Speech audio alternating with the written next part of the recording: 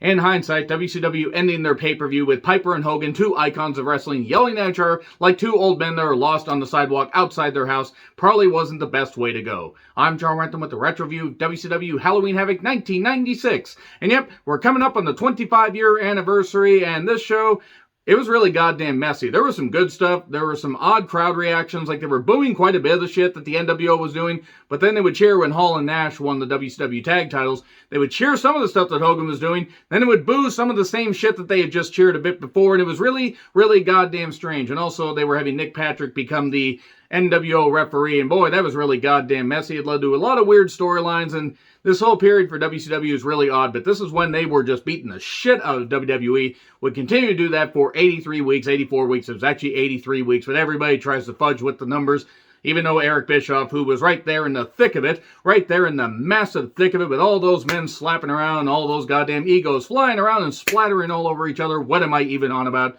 He was there, and he knows it was 83 weeks, and my God, it's a time in wrestling that we can't go back to. And given the state of some of this show, probably a good thing. Let me know your thoughts on this show in the comments, please. MGM Grand Garden Arena, 10,000 people, and this took place on October 27, 1996. The tagline was A Night of Terror and Suspense. Should have been modified to A Night of Terror, Suspense, and Endless Talking. Seriously, as much as I love Piper and as much as I respect what Hogan has done in professional wrestling, by the way, Randy Savage was always better than Hogan, that was not a good ending at all. It was so goddamn bad that they cut to black while Piper and Hogan were still yelling at each other like two drunken sailors lost on a pier. It was really goddamn strange. And I mean, and Piper, one of the best talkers, and Hogan was cutting some of the best goddamn promos of his life during this initial NWO run. I don't know if they were lost. I don't know if they just thought that they were bulletproof and they could do that stuff. I mean, given the fact that they got a whole lot of money, Piper got a really good payoff, you know, and got to be in WCW, I think, for about 3.5 years, something like that. Man, WCW just self-fucking-destructed, and it's really goddamn disappointing. But there were some good crowd reactions here. So the dark matches, by the way, were Jim Powers versus Pat Tanaka, Psychosis and Juventud Guerrero versus Damien, and Halloween, This Is Halloween. So we opened up with an NWO video package and Bischoff displaying his regrets and, you know, talking about how he wishes he had never brought Hogan in. And then he would join the NWO either right before, I think it was right before or right after World War III 96 to follow in pay-per-view. So it was also the hype of Savage versus Hogan. Shivani, Hina, and Dusty on commentary. They run down the card, especially Savage versus Hogan. All about Savage versus Hogan, NWO, Savage versus Hogan, all that and everything. And I love Dusty. I never understood Dusty on commentary. He was entertaining, but he really wasn't all that good. Heenan and Shivani, I think, could have done just fine. Dusty, though, one of the best talkers. But, hell, Savage was a great talker. He wasn't that good of a commentator. So, Demolinko versus Rey Mysterio, WCW Cruiserweight Championship.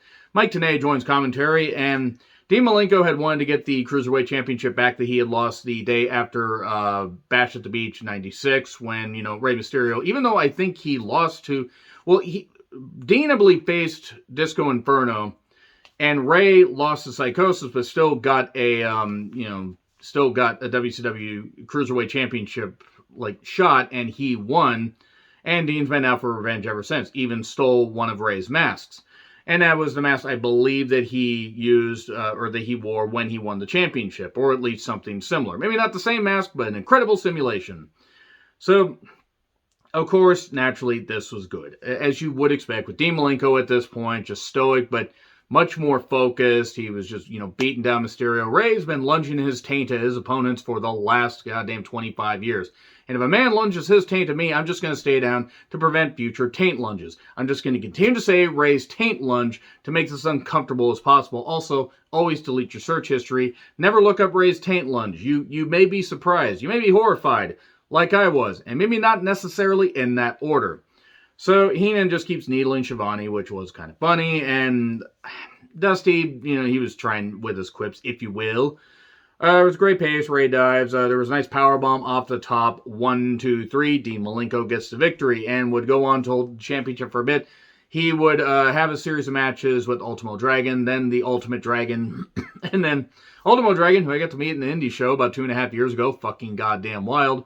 He would become the J Crown champion. A whole bunch of, you know, light heavyweight, junior heavyweight, cruiserweight championships from around the world. Seriously, that picture Oh, they're talking about belt collectors when Omega was a belt collector, or Aries was a belt collector, and Ultimo Dragon's like, bitch, please. I don't know why he was sounding like Krillin. I'm Krillin. Anyway.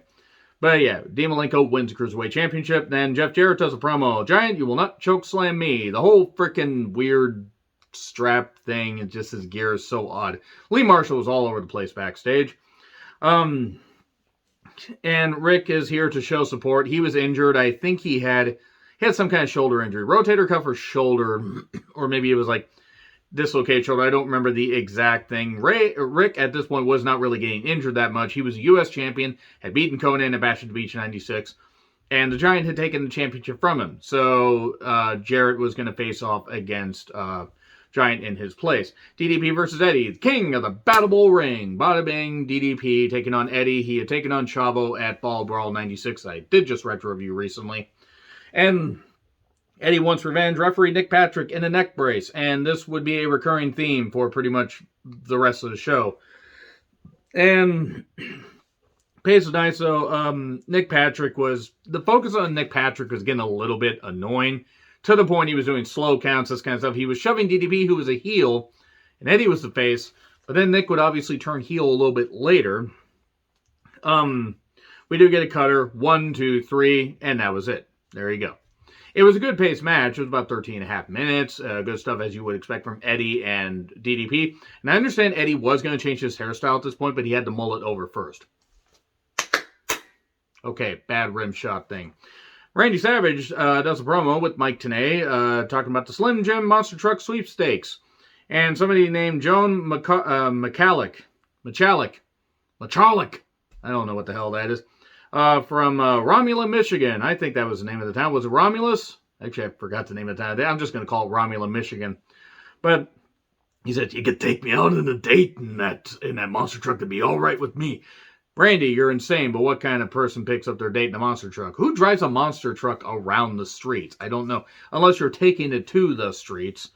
So, Jericho was on the CompuServe chat. Man, freaking internet audio, audio like pieces about, or audio and video pieces about wrestling.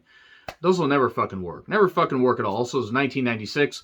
Could you imagine if somebody had asked, hey, Jericho, where do you see your wife and mother-in-law in 25 years? Obviously not at the Capitol building, trying an insurrection attempt on January 6, 2021. I don't care if this is in 96. I'm going to fucking mention it here. Because I don't give a good goddamn if I piss anybody off. So, Malinko Promo, he is more focused than ever. DDP and Giant in the crowd. This is full-on NWO, just doing their own entrance, coming through the crowd. The Giant had the U.S. Championship. Ted knocks Jeff Jarrett for not joining the NWO. And we get Jeff Jarrett versus the Giant. Flair in the corner of Jarrett and DiBiase in the corner of the Giant. You know how good this was? It wasn't. It wasn't good at all. The crowd was sort of into it, and I understand what they were trying to do, but there was a really lame finish here. Power versus stupidity, and if you can't figure out who the power one is, well, you don't know really anything about these guys. By the way, stupidity, obviously Jeff Jarrett, even though he got paid because they let his contract run out before No Mercy 99, talking about WWE, and he got a pretty cool payoff. He always thought that he was a bigger star than he really was. He was a mid-card guy at best. Crossbody for 2, we get outside action, and Flair just low blows Giant, and that causes a DQ, and we're going to get some run-ins. By the way, Conan, Big Bubba, or Big Bubba, well, not Big Bubba Rogers, and Kevin Sullivan were at ringside, part of the Dungeon of Doom thing and all that. Dungeon of Doom. And the 4 horsemen are here. Oh no, Benoit's here. Hide your kids, hide your wives, because they're out here choking everybody. So anyway, another DiBiase crowd promo, and we have Six and Vincent. Sixcent, if you will. Sixcent, none the richer. Six versus Jericho. So that's where Jericho's wife and mother-in-law got the inspiration for January 6th. From Six. Do you get it? You get it. You get it. You guys are smart. So the match had like 200% Six antics. Six sticks, if you will. Well, that really works, like pixie sticks. And Nick Patrick kept, doing stuff that would basically piss off Jericho and would lead to a match, I believe, where Jericho had one arm behind his back, but would end up beating up Nick Patrick, as you would want to have happen, because let's be honest, Nick Patrick at that point, it was a way to just get him, just destroyed. It would lead to Jericho not doing much of anything until he turned heel, which was probably a smart thing. And the crowd booed heavily. We get a spin kick, 1, 2, 3. The crowd was really booing this shit. It was badly timed. Six was not in the right frame of mind at this point. He thankfully is clean now, but this was off. And then Luger's messy hair talks about gardens and crops, and Arn Anderson is going to be taken out. Luger's hair was too fucking distracting here. I mean, not that Luger's promos were ever good, but my God, his hair. Go back and look at Luger's hair. Who am I to comment about somebody's hair? His hair was ridiculous. So Arn and Luger are going to have a match because Arn didn't like that Luger submitted during the War Games match. I also think that maybe Luger was just totally out, and the referee called it. The referee is also Nick Patrick. The commentary's talking about Sting, and whose side is he on? So Lex had a bad back, and he would have trouble using his legs. Oh wait, that's later, and I don't feel bad for that, given what happened to Miss Elizabeth. Luger deserved to have karma bite him in the goddamn ass by him, having to sit on his ass because his legs don't work, his widow legs don't work. So it was one of Arn's last matches because he would end up having that surgery, and the surgery would get botched. I hate to say it, even if surgery had worked, I don't know if he would have been able to keep going. Might have been too far gone. It might have been like Paul Orndorff. He might have not been able to, wrestle that much, and it might have been sporadic. Because Arn wrestled a hard style. Luger's hair was just too distracting. Seriously, Luger's hair. Hashtag Luger's hair. It was insane. Luger's poofy hair. Poofy. I said poofy, by the way. If you manscape, you won't have the other. So, they took it seriously. It felt personal. They did some good, body part focus. And eventually we get a ref bump. We get a chair being used. Arn gets laid out with the chair, and then torture rack for the win. Then Arn is checked on by doctors. Flair and Jarrett come down. Stretcher, I barely know her. Arn is taken out on a stretcher. I can't remember. I think he might have had a match at World War III, 96. I think that was it. I don't even think he was on the Starrcade 96 card. I know he had surgery in March of 97 and would have to have his retirement in September of 97. So anyway, promo with Harlem Heat, Sherry, and Parker. 12 years of Parker. 12 years of Colonel. So Sherry, good God, Sherry, good grief. Faces the fear of Ming and Barbarian with Jimmy Hart taking on Benoit and Mongo with Woman and Deborah in the corner. They showed a tombstone with Farewell, because they had tombstones, Halloween Havoc and all that stuff, and they would just show random tombstones. Farewell, and then they play Benoit's music. Well, I mean, it would be farewell for them about 10.5 years later. And Mongo got a lot from Ming here. This is when Mongo was pretty motivated and everything. And Mongo was never great in the ring, but he definitely had a lot of energy and he had a lot of fire. And the match was fine for what it was. Ming's mad. Everybody run. Huge powerbomb to Benoit. Oh, he's finished. Go to your room. He's finished or whatever. Chris, what he said when he got Daniel's pillow ready and said, here, take this. You're not moving. Boy, this is getting dark. So, huge belly-to-belly by Barbarian. That was a beautiful maneuver. Great stuff. And considering that Barbarian had been wrestling for a number of years, he still could move pretty goddamn well. Later, we get a briefcase to the head, and then diving headbutt by Benoit, which would not lead to any problems later. 1, 2, 3. And then we get a beatdown. They got woman by the scruff of her neck. They got woman by the neck, and then Benoit attacks. No, nobody targets my wife's neck but me. Moving hastily on from that, since I'm probably going to get, friggin' railed against for making these jokes. That's how I deal with bad shit. And shit that I fucking hate. And the fact that Chris Benoit deserves a burn in hell for what he did. I got a joke about it. So anyway, back to DiBiase and Vincent in the crowd, and Hall and Nash are there. They enter through the crowd. These entrances, I think they added about 15 fucking minutes to the goddamn pay-per-view. Some things never change. Harlem Heat with Sherry and Parker taking on the Outsiders. Hall and Nash, WCW tag title match. Really, this was just memorable for Harlem Heat, even though they were the faces. Hall and Nash were the cool heels. They were getting cheered wildly. Hall kissed Sherry, and Parker was going to hit Nash with the cane. Nash took the cane, or got the cane from him, tore his quad in the process, hit Booker. It was Booker, Steve. I think he hit Booker, and tore his other quad, so I don't know how the fuck he was standing. And Hall covers 1, 2, 3. And they cheer that. So they boo all the shit with Nick Patrick with what shit. Then they boo some other stuff, and they cheer that. Crowds are going insane. So World War III ad. Oh dear. I believe I retro-reviewed all the World War III pay-per-views. I pretty much retro-reviewed like every WCW pay-per-view, or at least 90% of them. I've even done some that I found either on the network or on YouTube that I did earlier this year, so I'm going to run out of retro stuff pretty soon. Hogan had his Three Ninjas haircut, and also talked about Santa with muscles coming out. Remember Hogan's movies and how wildly successful they were? Except Rocky III, which he had a supporting role in whenever he tried to carry a movie, it wasn't very good.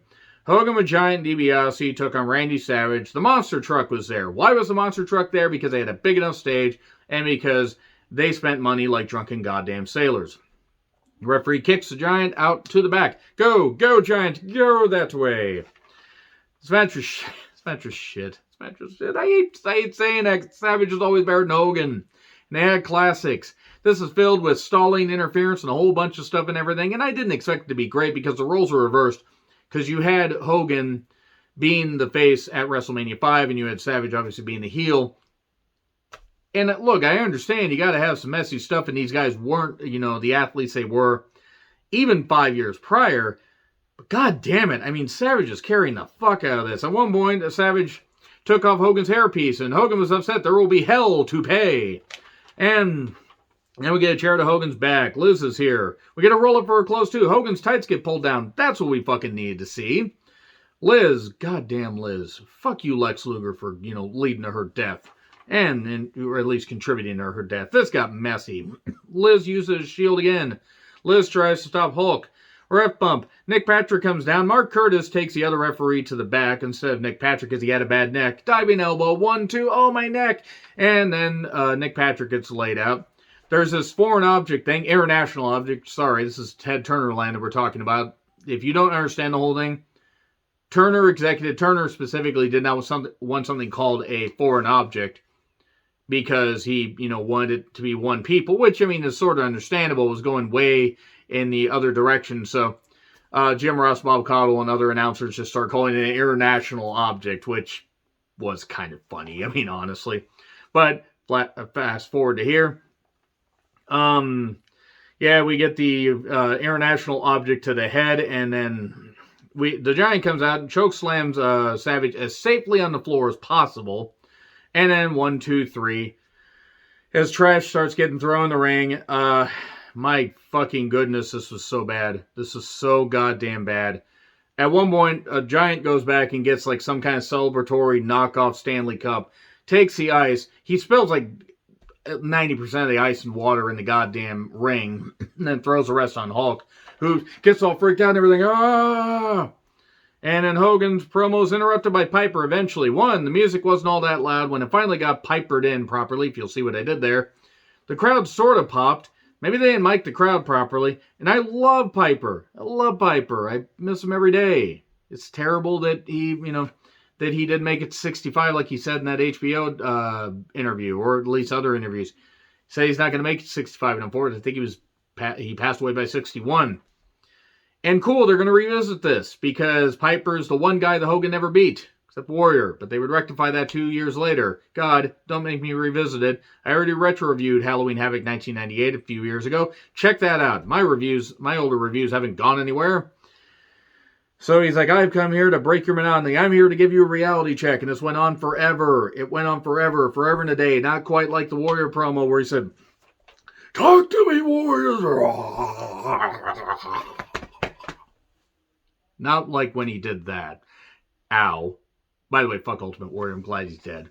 But this just went on forever. Dave says, I'm just big an icon in this sport and, just as big a star in Hollywood as you. They're just yelling, Mania 1. If they didn't hate me so much, you think they would have cheered you so much? And they're just going, and so went on forever, and they left while Piper was still talking, even though Hogan knew it was time to go. They couldn't do anything. They couldn't even run the credits like they usually do. And they usually ran like an end credits thing because that's something that Turner did, to set themselves apart. It's ridiculous. It's goddamn ridiculous. Yes, it would lead to Starrcade 96, where Piper versus Hogan would basically live off their reputations. It wasn't a very good match, but the crowd was into it. But goddamn, this pay-per-view, really fucking messy. Looking at these pay-per-views, not even in a vacuum, I watched the Monday Night Wars as they happened. And WCW had a lot of positive momentum. But looking back on it, you kind of wonder, how the fuck did they have it? Oh yeah, they had stars, they had the money, they had the television, and they had the hot hand. But good God, this is a terrible way to end a pay-per-view. Anyway, agree, disagree, what I said, like, share, subscribe, Twitter handle in the description. I'm John Retlin. I'll see you soon.